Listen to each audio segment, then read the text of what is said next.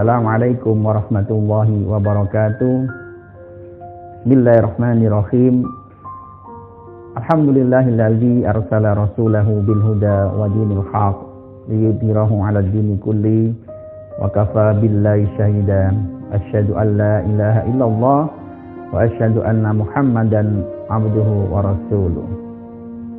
Allahumma sholli wa sallim ala nabiyyina Muhammadin wa ala alihi wa sahbihi ajma'in, amma ba'd. Bagaimana pemirsa Mulung Hikmah kabarnya hari ini? Saya berdoa semoga kita semuanya selalu dalam keadaan sehat walafiat. Baik, para pemirsa Mulung Hikmah yang dirahmati Allah, pada kesempatan yang baik ini saya ingin berbagi sebuah ungkapan yang disampaikan oleh penemu NLP, Neuro Linguistic Programming, yaitu Richard Bandler dan juga Profesor John Grinder. Beliau berdua mengatakan bahwa the map is not the territory. Artinya bahwa peta itu tidak seperti wilayah. Maksudnya apa? Maksudnya dengan kalimat lain adalah persepsi itu tidak selalu sama dengan kenyataan. Nah, di dalam kehidupan yang nyata sering kita jumpai kan, banyak orang pasti berbeda pikirannya. Banyak orang pasti berbeda persepsinya. Mengapa berbeda persepsinya? Ya, karena disebabkan ada beberapa faktor. Ya, bisa jadi budaya tempat dia tinggal, atau nilai-nilai kehidupan yang selama ini dia pahami, atau keyakinan-keyakinan yang dia miliki. Kemudian ada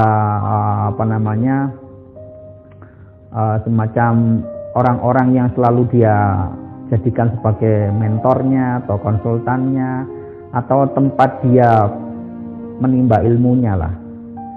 Nah, beberapa faktor itulah yang bisa membuat persepsi setiap orang itu berbeda. Makanya ketika kita melihat satu fenomena, kita bisa memiliki persepsi yang berbeda. Ada 10 orang melihat satu kejadian, 10 orang ini bisa memberikan persepsi yang tidak sama. Nah, praktisnya dalam kehidupan sehari-hari, ya, ketika kita melihat peristiwa, ketika kita mendengar berita, ketika kita membaca berita atau menyaksikan segala informasi, baik itu dari televisi, kemudian surat kabar, kemudian ada apalagi kalau gosip-gosip yang kita dengar, kita sebaiknya jangan langsung melakukan persepsi dan menyimpulkan persepsi itu bahwa ini memang begini.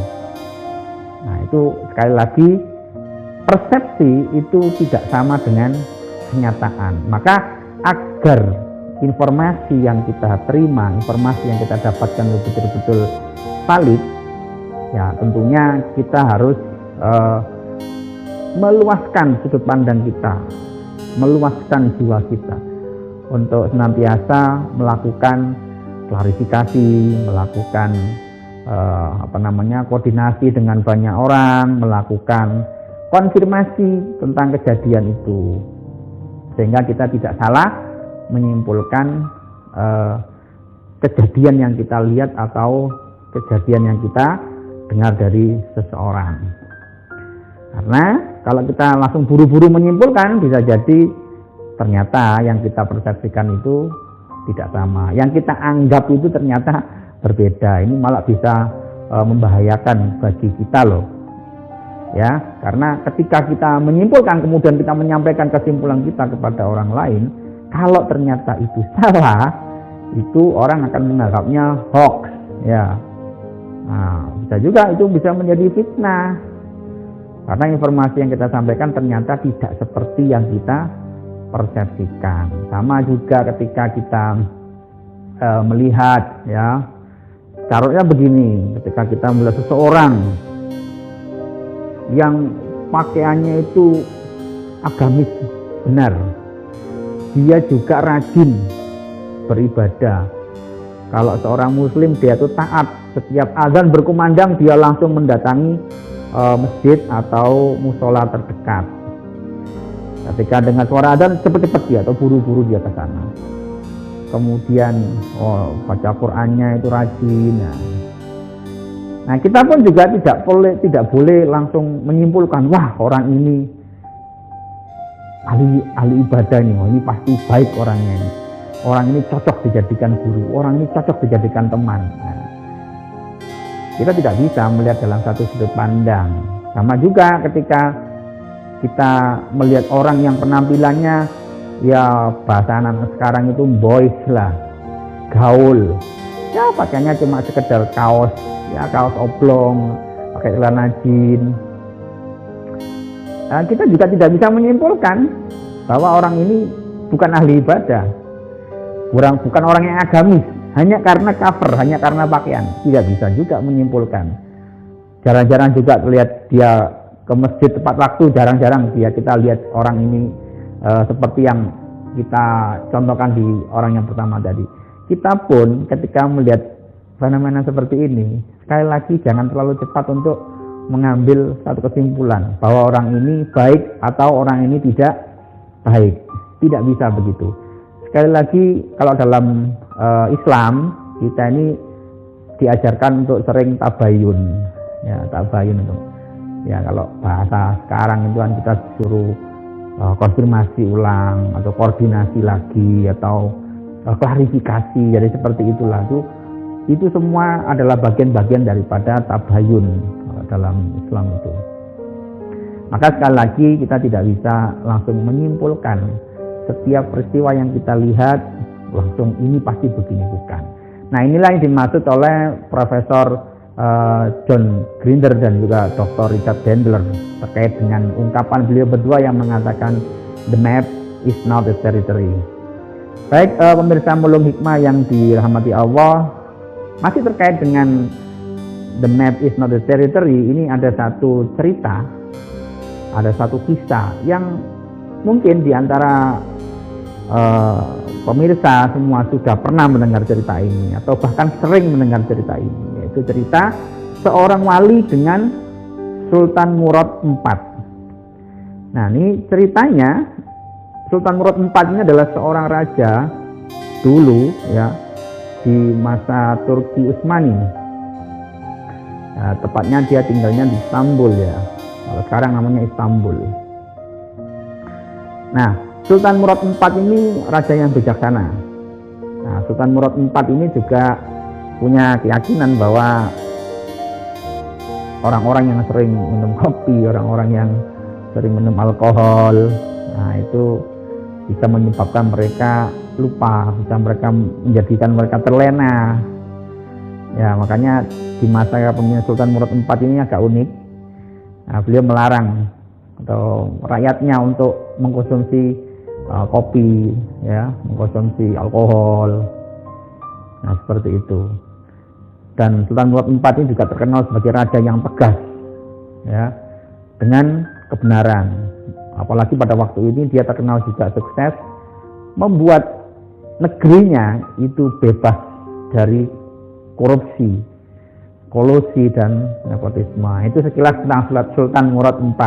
Kalau Anda semuanya kepingin memperdalam lagi tentang informasi sejarah Sultan Murad IV, Anda bisa cari sendiri referensinya, banyak, bisa di buku, bisa di mana informasi-informasi yang lain di internet, itu bisa ada dicari banyak.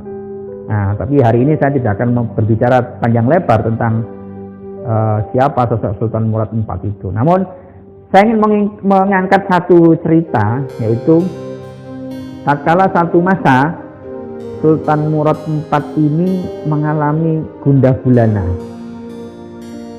Tidak seperti hari-hari biasanya, Sultan Murad IV itu pada hari itu terlihat wajahnya sangat murung, seperti orang bingung.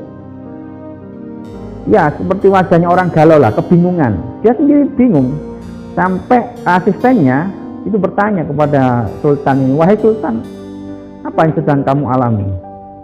Kemudian Sultan Murad ini bercerita,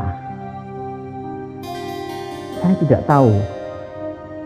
Ada bisikan-bisikan di dalam hati saya yang saya disuruh pergi ke satu tempat yang bisikan itu sangat kuat sekali. Kamu harus pergi ke sana, kamu harus pergi ke sana. Memang ada satu sosok yang menarik juga dari Sultan Murad IV ini. Beliau selain yang saya ceritakan di awal tadi ya, beliau juga punya kebiasaan itu belusukan. Nah, beliau seorang raja, seorang sultan ya, yang punya hobi belusukan. Maka kalau kita berbicara tentang tema belusukan yang hari ini dipertontonkan di negeri kita ini ya, sesungguhnya sejak dulu itu sudah ada konsep belusukan itu. Sejak 1600 sekian ya, saya tidak lupa tepatnya tahun berapa, sekitar 1600-an lah. Itu Sultan Murad IV itu memimpin. Itu dia sudah biasa melakukan belusukan itu. Nah, hari itu dia merasa galau, ada bisikan yang memanggil-manggil dia, menyuruh-nyuruh dia, kamu harus pergi ke tempat itu, kamu harus pergi ke tempat itu. Akhirnya singkat cerita, asisten ini bertanya kepada Sultan Murad IV, wahai Sultan, kalau begitu apakah kamu mau pergi ke sana sekarang juga? Sepertinya begitu, wahai kalau kita memanggil dia, taruhlah dia ini menterinya lah, wahai menteri itulah, sebaiknya kita ke sana. Tapi seperti biasa yang kita lakukan, kita harus menyamar ke sana agar identitas kita tidak diketahui oleh orang. Nah, jadi belusukannya Sultan Murad dengan belusukan sekarang itu beda. Kalau sekarang kita melakukan belusukan, orang langsung kenal, bahkan bisa jadi viral ya. Kenapa? Karena hari ini teknologi sudah canggih.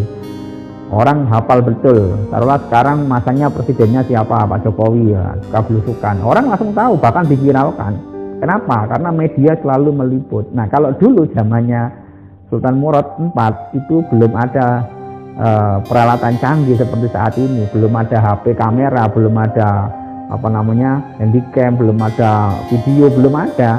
Jadi walaupun beliau sering belusukan, masih saja banyak orang-orang yang tidak tahu bahwa itu adalah rajanya. Nah, inilah hebatnya Sultan Murad IV. Kalau melakukan penyamaran selalu berhasil. Berhasilnya apa?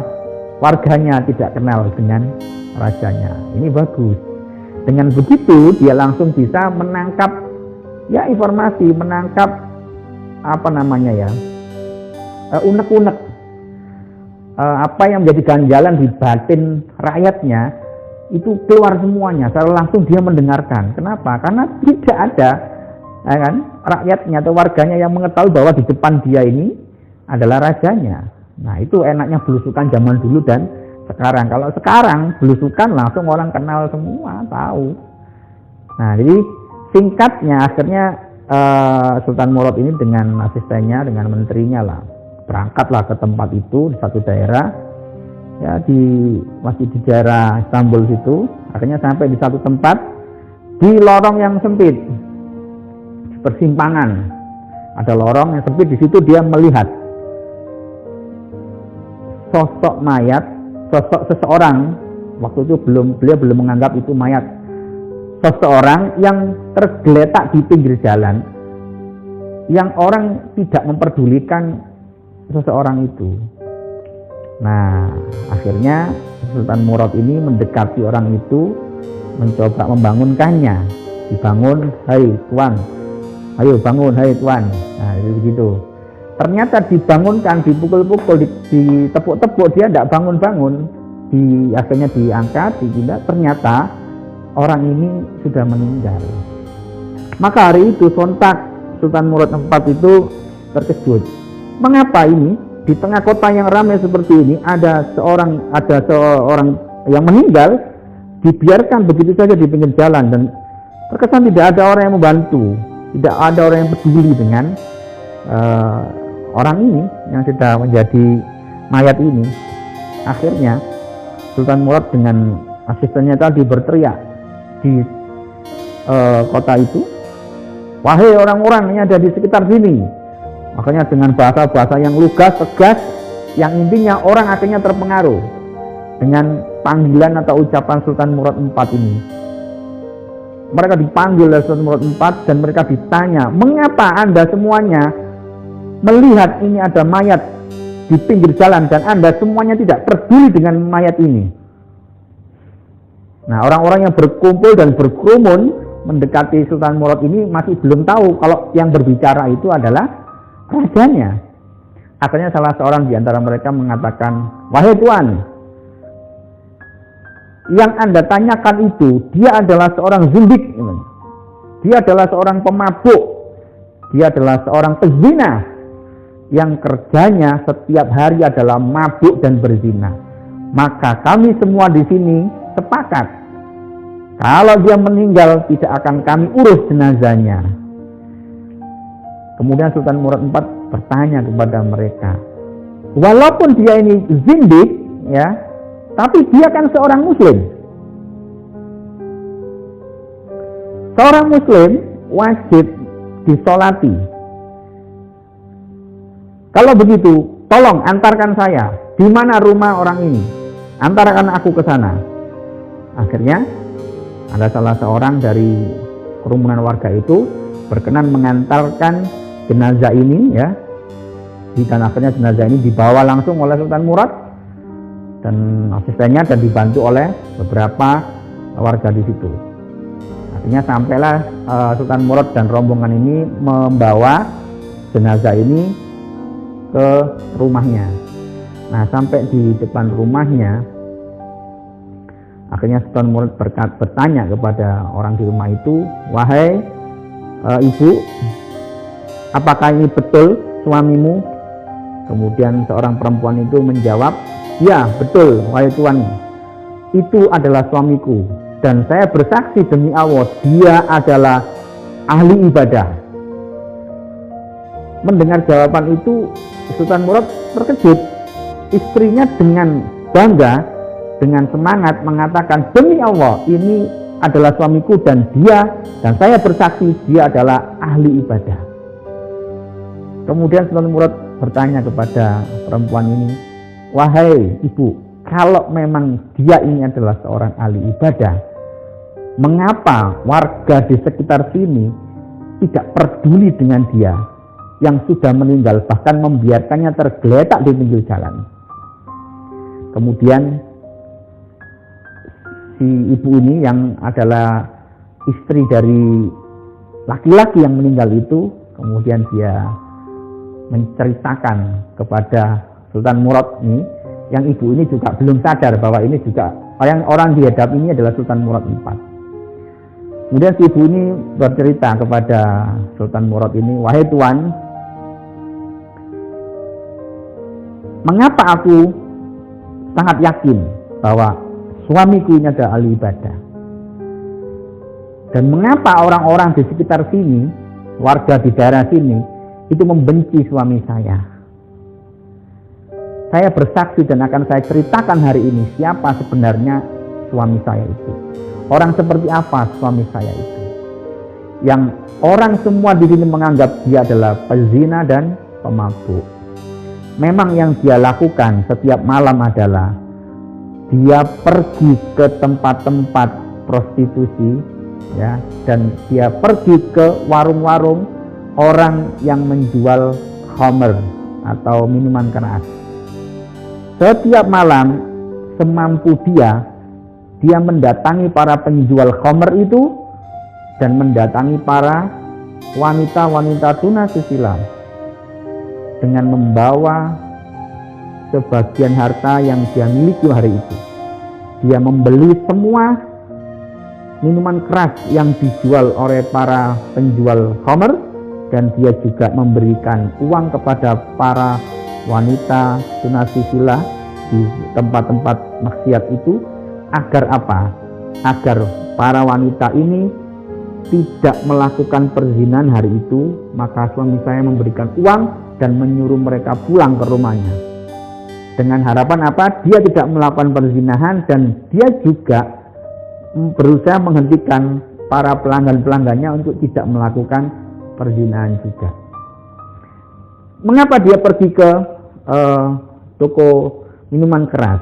Hari itu pun juga suami saya semampunya dengan harta yang dia miliki hari itu, dia membeli semua minuman keras agar apa? Agar orang-orang yang suka minum khamr hari itu tidak minum khamr. Dan khamr itu memang dia bawa pulang dan dia buang di WC. Itulah yang sesungguhnya yang dilakukan oleh suami saya setiap malam, wahai Tuhan. Maka dengan itulah saya berkeyakinan bahwa suami saya ini adalah ahli ibadah. Itu yang bisa saya jelaskan. Yang kedua, suami saya juga pernah berpesan kepada saya, tidak mengapa semua orang menganggapku gila, semua orang menganggapku ahli maksiat, semua orang menganggapku pezina dan pemabuk, semua orang menganggapku zindik, tidak masalah. Yang penting Allah tahu apa yang aku lakukan, karena aku melakukan semua ini setiap malam hanya karena ingin meraih ridhonya Allah. Dan aku berdoa kepada Allah, nanti suatu masa jika aku meninggal dan mayatku ditelantarkan oleh semua warga di sini, maka aku berdoa dengan penuh keyakinan bahwa suatu masa ketika aku meninggal, yang akan mengurus jenazahku adalah langsung Sultan Murad IV, pemimpinnya para umat, pemimpinnya para ulama, pemimpinnya para orang-orang hebat, pemimpinnya para warga yang taat. Beliaulah yang akan mengurus jenazahku. Maka tatkala sang ibu ini bercerita seperti itu, Sultan Murad IV langsung terkejut dan langsung beliau mengatakan, wahai ibu, sekarang saya mengaku bahwa yang engkau ceritakan itu orangnya sudah berada di depanmu. Akulah Sultan Murad IV. Maka semua orang sontak yang mengantar dan mengawani Sultan Murad IV dan asistennya tadi mengantar jenazah ini juga terkejut semua, termasuk sang istri dari almarhum ini. Dan dia menangis mendengar itu. Dia bahagia bahwa suamiku memang ahli ibadah dan doanya betul-betul dikabulkan oleh Allah Subhanahu wa Ta'ala. Ternyata benar janji Allah, ya, ketika orang-orang selalu melakukan kebaikan demi kebaikan untuk meraih ridhonya, ya, yang berusaha menegakkan agamanya, agama Allah, maka Allah akan tolong hambanya. Dan itu telah dibuktikan. Doa yang diyakini oleh suami saya betul-betul nyata, dan Allah benar-benar menyuruh, mengirim, menggerakkan hati Sultan Murad IV untuk datang ke tempat ini hanya untuk mengurus jenazah suamiku. Maka singkat cerita, besok paginya semua orang berkumpul karena semua orang sudah tahu yang datang dan yang mengurus jenazah itu adalah Sultan Murad IV. Akhirnya banyak orang yang datang dan besok paginya jenazah ini dimakamkan, ya, dimandikan, kemudian dikafani, disolati dan dimakamkan, dan ramai orang datang. Kenapa? Karena yang mengurus jenazah ini adalah langsung Sultan Murad IV dan berita itu tersiar kabarnya. Dan janji Allah kepada seorang hambanya yang senantiasa melakukan kebaikan tanpa harus dipamerkan itu nyata dijawab oleh Allah. Para pemirsa Mulung Hikmah yang dirahmati Allah, apa pelajaran yang bisa kita ambil dari cerita ini? Sekali lagi, kita tidak boleh terburu-buru, ya, mengambil kesimpulan terlalu cepat dari persepsi yang kita buat. Ketika kita melihat fenomena atau peristiwa apapun itu, apapun bentuknya, sekali lagi jangan terlalu cepat mengambil kesimpulan ketika kita belum melakukan tabayun. Kalau dalam bahasa sederhananya hari ini, lakukan rumus 3K dulu sebelum menyimpulkan persepsi yang kita ambil. Lakukan 3K dulu. Apa 3K dulu? 3K. K yang pertama adalah konfirmasi dulu. Ya, konfirmasi dulu informasi itu. Kemudian koordinasi, kita berkoordinasi, bertanya kepada siapapun yang melihat peristiwa itu. Kemudian klarifikasi, betul-betul dicek kebenarannya sebelum kita membuat kesimpulan. Ini pesan yang bisa kita ambil, hikmah yang bisa kita ambil dari cerita ini. Kemudian yang kedua, hikmahnya adalah janganlah kita terlalu berlebihan menganggap sesuatu yang baik itu pasti baik. Belum tentu. Ya, jangan juga menganggap bahwa sesuatu yang buruk itu pasti buruk. Belum tentu juga. Ya, karena di dalam setiap kebaikan itu selalu ada potensi keburukan. Demikian pula sebaliknya, di dalam setiap keburukan ada potensi kebaikan. Maka kita netral sajalah, kita tengah-tengah sajalah, tidak usah terlalu berlebihan menganggap yang baik itu pasti terlalu baik ya, menganggap yang buruk itu pasti terlalu buruk. Tidak bisa kita begitu. Sama dengan cerita yang saya bawakan tadi sebelumnya, ketika kita melihat perilaku seseorang yang terlihat buruk, belum tentu itu sangat buruk ya. Karena begitu ternyata di balik keburukan yang dia tampakkan, yang seolah-olah memang buruk, ternyata ada kebaikan yang sangat mulia sekali. Dan itu sangat diridhai oleh Allah. Ada juga ketika kita melihat sesuatu atau sikap perilaku seorang yang tampak baik sekali, belum tentu juga dia itu baik beneran. Ada orang ahli ibadah, taat ke masjid, ahli sedekah, ahli berinfak, ahli bersedekah. Tapi kalau mulutnya sering melukai hati orang-orang di sekitarnya, nah itu semuanya akan menjadi sia-sia. Maka orang yang sering menyakiti hati saudaranya, itu kata Allah, ya tidak berhak orang ini masuk surga, pantasnya dia ada di neraka. Fenomena seperti ini itu juga sering kita saksikan, sering kita dengar di sekitar kita. Maka sekali lagi pesan dari cerita yang saya bawakan tadi, hikmahnya adalah janganlah kita menganggap sesuatu itu terlalu berlebihan. Sesuatu yang baik jangan dianggap terlalu baik, sesuatu yang buruk juga jangan dianggap terlalu buruk. Karena dalam setiap kebaikan ada potensi keburukan, dan dalam setiap keburukan juga ada potensi kebaikan. Wallahu a'lam. Ini aja yang bisa saya sampaikan pada kesempatan yang berbahagia ini. Semoga bermanfaat. Assalamualaikum warahmatullahi wabarakatuh.